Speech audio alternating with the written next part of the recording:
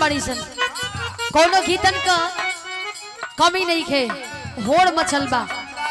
लेकिन कुछ गीत ऐसा बा कि जकरा के लोग सुन ना सकेला कुछ गीत ऐसा बा कि जकरा के सब कोई बैठ के पूरा परिवार के लोग सुन सकेला तनी आवत बिया का बजाव तारा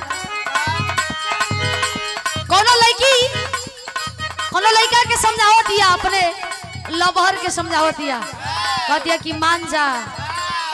जाना तो बड़ा बेकार हाल हो जाई तोहार का कहलस हारमोनियम बढ़ावत हो सब कहे लड़की कि दुआरा पर शासन जब से आइल बा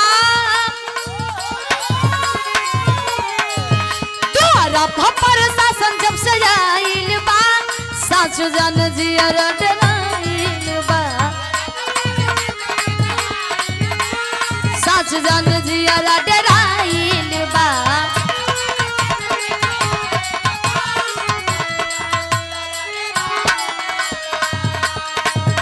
अब छोड़ देना कोई मदार हो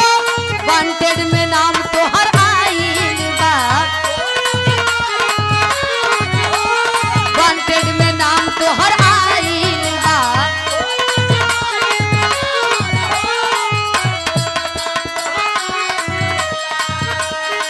कि दुआरा पर शासन जब से आइल बा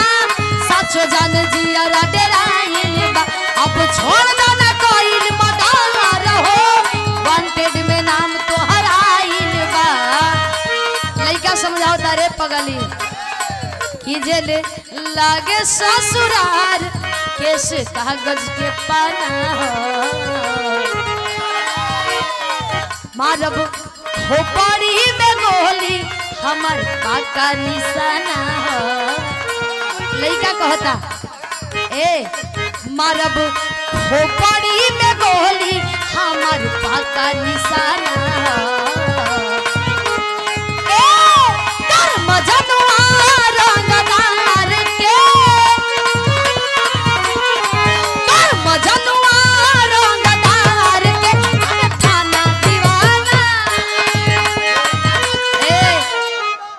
बीट पकड़ा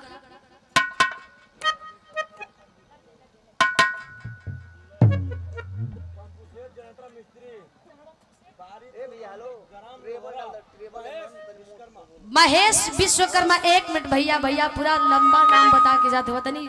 फिर से बता दा महेश विश्वकर्मा बारीपुर मंदिर ग्राम लोहरा पंपू सेठ जनरेटर मिस्त्री वाह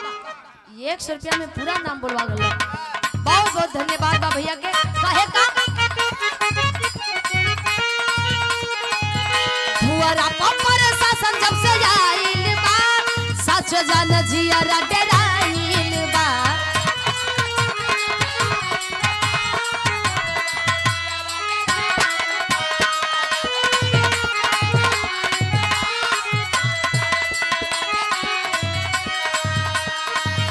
अब छोड़ देना कोई मदार हो वांटेड में नाम तो हर आइल बा वांटेड में नाम तो हर आइल बा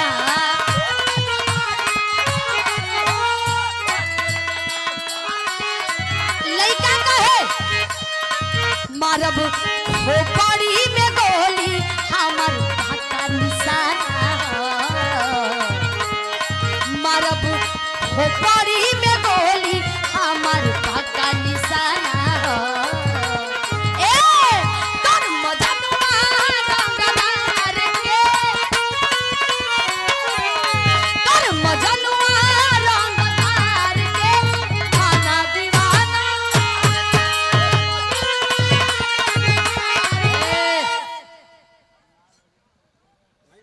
कैसन लगल अब तोर आत्मा के शांति मिल गई ना